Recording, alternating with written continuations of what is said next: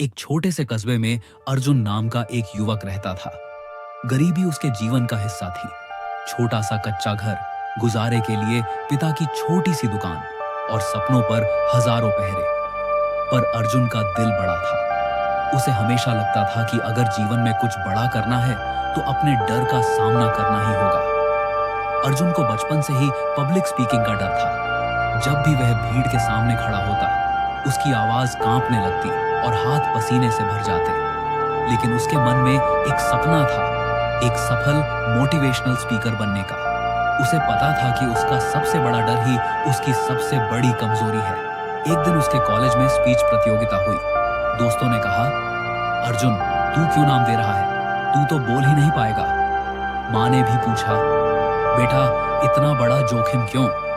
पर अर्जुन ने एक बात ठान ली, इस बार डर से भागना नहीं, उस पर जीत पाना है। प्रतियोगिता के दिन वह स्टेज पर खड़ा हुआ। दिल तेज धड़क रहा था, पैर कांप रहे थे।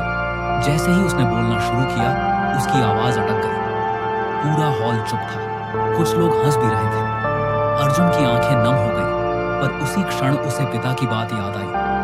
बेटा, हर डर के पीछे दो रास्ते होते हैं, भाग जाना या लड़कर जीत जाना।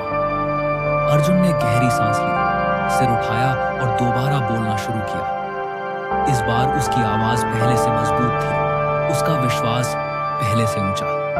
धीरे धीरे पूरा हॉल उसकी बातों में खो गया। जब उसने स्पीच खत्म की, पूरा सभागार तालियों से गूंज उठा।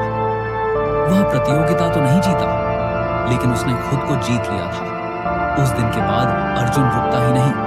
वह रोज स्टेज पर चढ़ने की प्रैक्टिस करता, वीडियो बनाता, छोटे छोटे आयोजनों में स्पीच देता। कुछ महीनों में उसका आत्मविश्वास इतना बढ़ गया कि लोग उसे प्रेरणा का स्रोत मानने लगे। कुछ साल बाद वही अर्जुन, जिसका मजाक उड़ाया जाता था, देश के बड़े मंचों पर मोटिवेशनल स्पीच देने लगा। लाखों लोग उसे सुनते, उसकी बातें अपने जीवन में अपनाते।